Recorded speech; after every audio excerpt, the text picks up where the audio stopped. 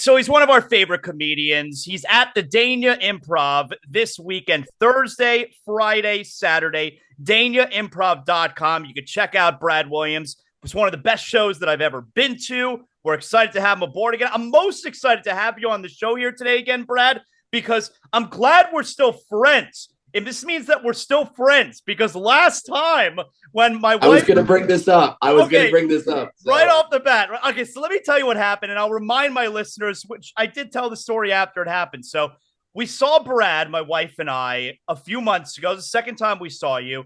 And great show, of course. We were at the Miami Improv. And I don't know how it is, Brad, when you're out with your wife, but if your wife is being bothered by something, you're not going to be able to have a good time, right? Like if she's not enjoying herself, now I'm not enjoying myself, and it's a disaster. So throughout your show that night, there was a gentleman. He's not even a gentleman. There was a guy and two women who were like sitting at a booth, like way behind us in the back. Brad, they were so loud the whole night. Yeah. And it's really bothering my wife. And I'm a relaxed guy, dude, but I go from 0 to 100. There's no in between with me. And so eventually I just turned around to this guy and I yell, "Shut up."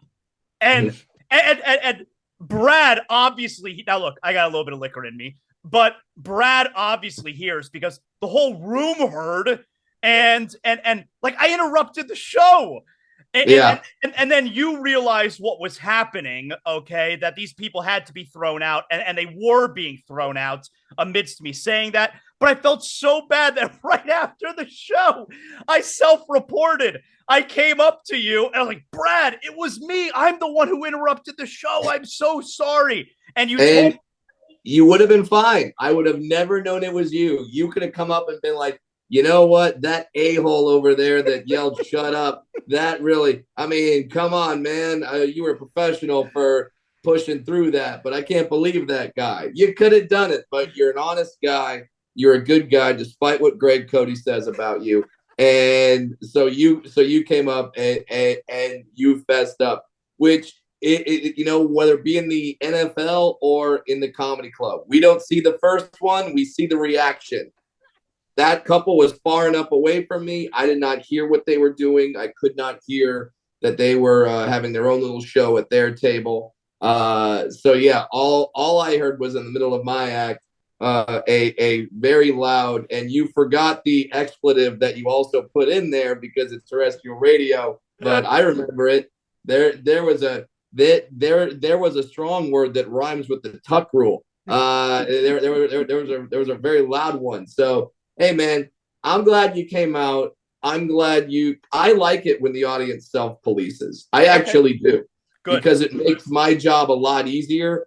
And I think people respond more. They feel like, oh, the comedian, we're supposed to have this back and forth. But then once the audience member stands up and says, "I'm going to kick your butt," that's like, oh, this is real now. So I prefer it when the audience just self-polices and it's fine, but it was still a fun show. I'm glad you had a good time. But don't get me wrong. I am bringing like a full, like we have your own booth at Dania Improv. It's in soundproof, bulletproof glass. We're gonna put it off to the side. There's a little Bluetooth speaker that gets wired right in, so only you will be able to hear the show, and you will be fine no matter what. People's behavior, though, is so bad these days. Brad, I was at the movie theater last week. My son and we went and we saw a movie last Friday. About 5 seats down from us in our row, woman is on her phone. She's talking on the phone during the movie.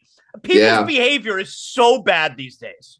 Yeah, my wife and we had a rare date night out not too long ago because we got the 4-year-old, and we saw a movie, and this dude, while we're in the movie theater, he's in like the front part of the section. He pulls out not his phone, full iPad, and he's on it, and he's like playing candy, whatever the hell. He's trying to squash all the candies and get his points. So my wife, and this is the thing, when people say, "Why did you marry your wife?" What what was it about her? It's stuff like this. And this might be the hottest thing she's ever done.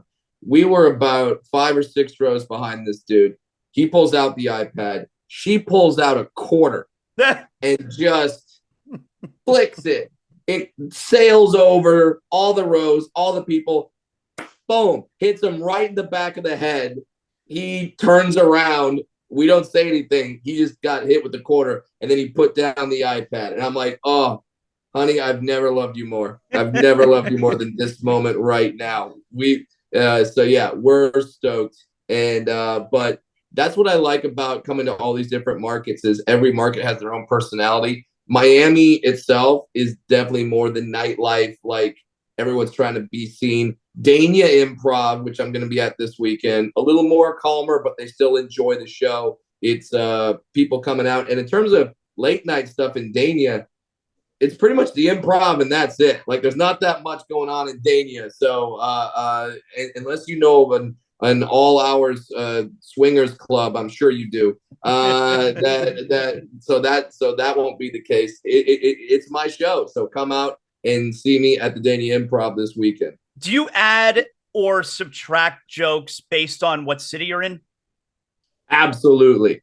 I get bored, man. I'm doing this. I'm doing 7, 8 shows a week, man. I gotta change it up for myself. So whether I'm writing new jokes, trying new things out, or if I'm in a certain city, yeah, I'm gonna do jokes about it. I was in Denver, Colorado last weekend, and I'm a lifelong diehard Broncos fan. So I did a bunch of Broncos jokes, which in 1 week seems to be completely turned around because now the Broncos have won 3 in a row. We beat the Chiefs, we beat the Bills, and so I'm freaking stoked about that. And I'm happy that Miami's finally got a really strong football team this year. A-Chain should be back, either this week or the following week. So it's a very exciting time in South Florida sports.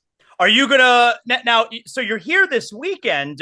Yeah. Are you headed right out of town, or are you able to stay for the Dolphin game? Oh, see, here's the beautiful part is I've got a little bit of a relationship with said Denver Broncos. I'm flying from Florida back to Denver. Oh, cool. And I'm going to the Sunday night game, Broncos Vikings, Sunday night football, just like we all thought. 2 Titans at quarterback, Russell Wilson and Josh Dobbs. We all called it, but actually Dobbs is a really fun story. He's a really cool thing. So I'm really excited to get to see him at quarterback. If Jefferson is not back yet as a Broncos fan, I'm okay with it. I got Hawkinson on my fantasy team. Just bomb them all to him. I'm good. You know, it's interesting that you say that based on what city you're in, you'll subtract jokes. I wonder, like, for instance, I mean, most nights you're doing, like this weekend, you're doing a 7:30 show and you're doing a 10 o'clock show or 7 and 9:30, whatever it is. How do you keep the same energy for, say, the second show? Because you're doing the exact same thing you just did a couple hours ago.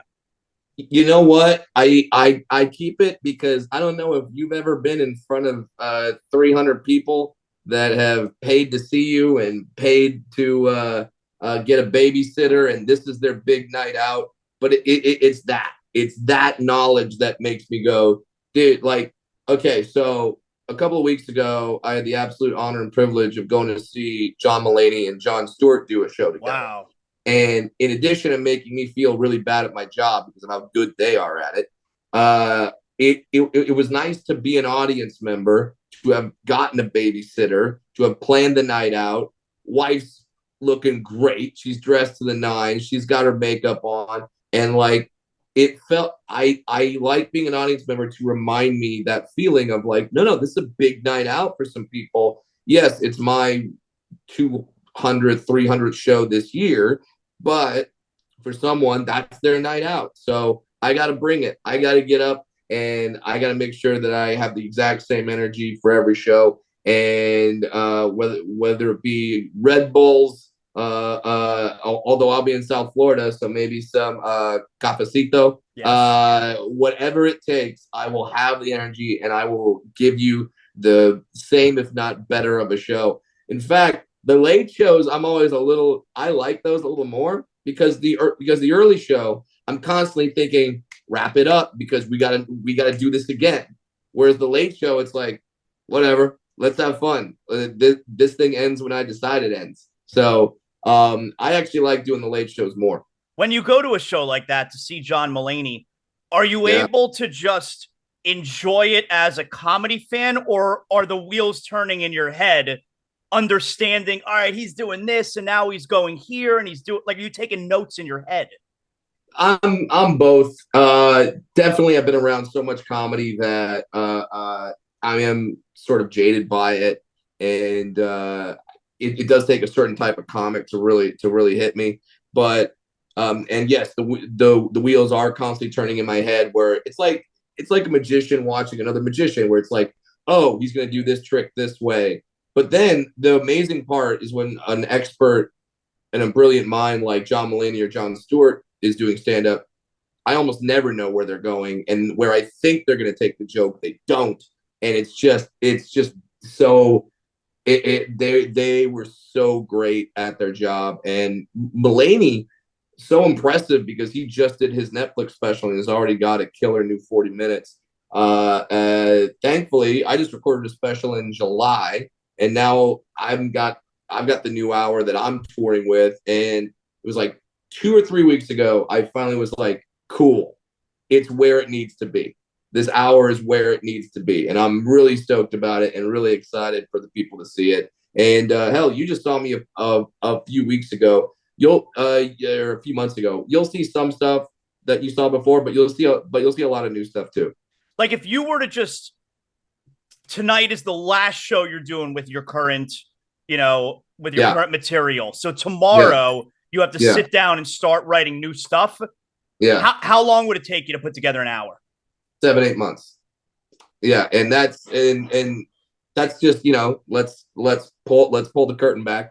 Although if Netflix or HBO or one of these people wanted to handed me a bag of money and said, "Here, get a new hour in 3 months," well, then I guess I'm gonna have it ready in 3 months. But no, I like I said, I get bored with my own act. I'm doing it, 7-8 times a week. So I'm constantly writing new stuff, and thankfully, having a 4-year-old in school, I got a lot of material just living in Southern California and just having a 4-year-old. And I don't know, you have kids, right? I have 2 teenage boys. Yeah.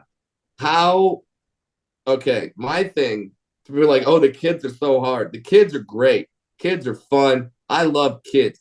It's when I have to hang out with the kid's father when we're put together on some sort of adult male play date, and I'm just sitting there, and he's talking about his job as a systems analyst, and no love lost on any systems analyst. I'm sure you do an important job, but I'm sitting there like, this is brutal. I know how to tell a joke. I know how to tell a story, and some of these guys don't. But see, that's why we love sports, dude. That's why we love sports. When my wife goes, I don't get it. Why are you guys so into sports? It's like, because 5 strange dudes can come together, sit around, know absolutely nothing about each other, and some guy just goes, football, and then we're off.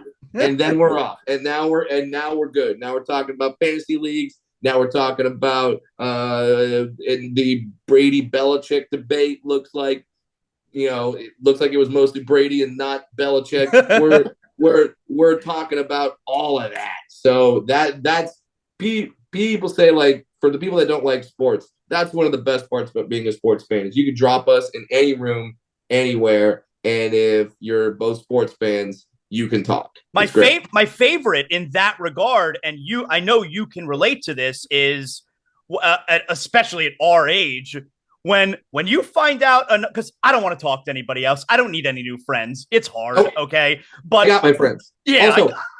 Also, my friends are literally the funniest people in the world.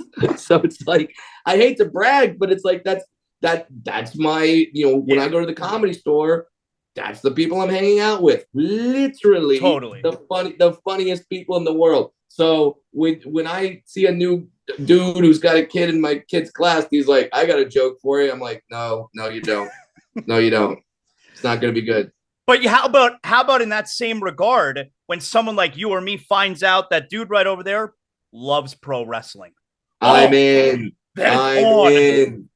Let's go. If you're a wrestling fan, I will talk your ear off. You saw the last time I was in Miami, I come up to the song Judas by Fozzy. And when I do, there's always some people in the audience where as I'm walking on stage, I see their eyes. They're like, like they get it. They want to start singing along. We're all like it. You just found out someone's in the weird secret society that you're also in. Yes.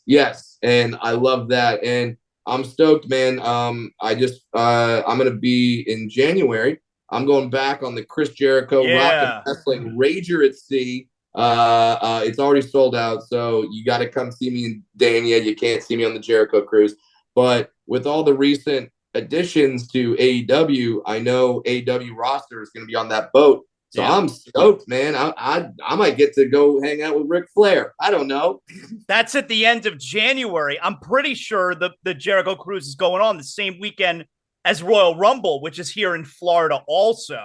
I'm taking my son to that in Tampa. That's going to be really fun. Nice, dude. Man, a wrestling event in Tampa, that is going to be a good wrestling city. That's going to be the mecca of face tattoos for that for that weekend.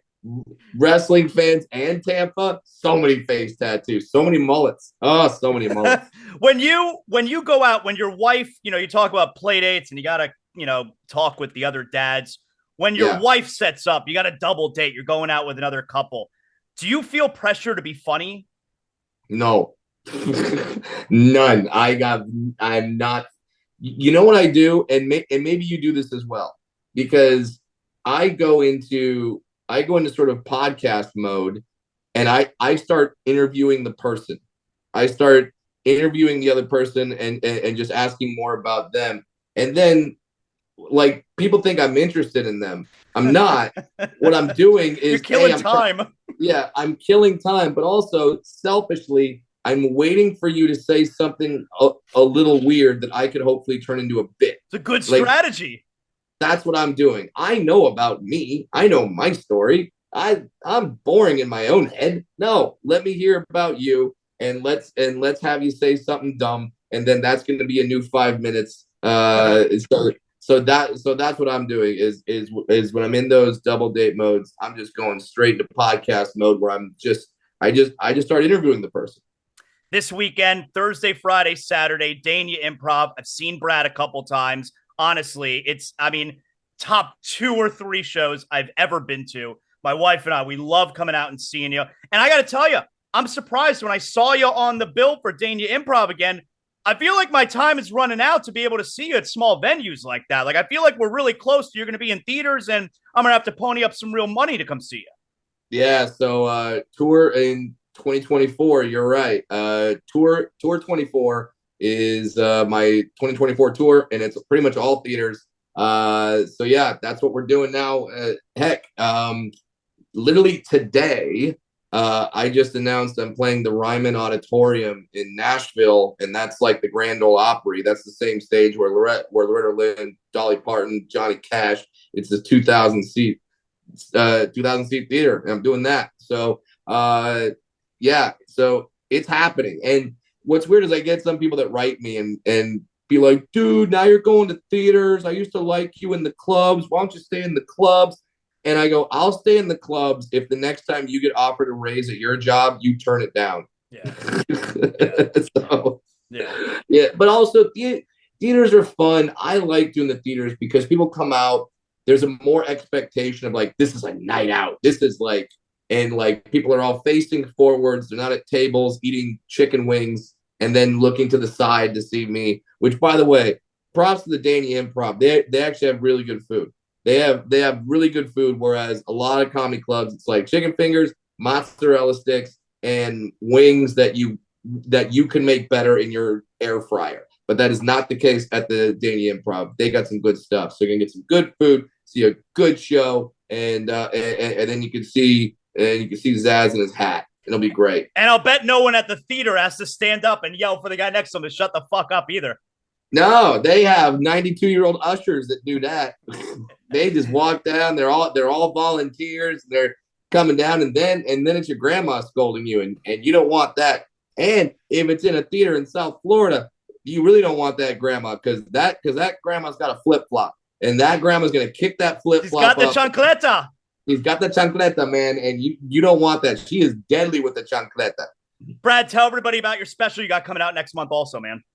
Yeah, comedy special. I'm stoked. This is my fourth one. I've had two on Amazon, one on Netflix. This one I'm really excited about because it's on a brand new comedy platform called Veeps. Now, if you're like Brad, I've already got the Disney Plus, I've got the Hulu, I've got the Netflix. I can't subscribe to their service. Totally fine. You don't have to subscribe.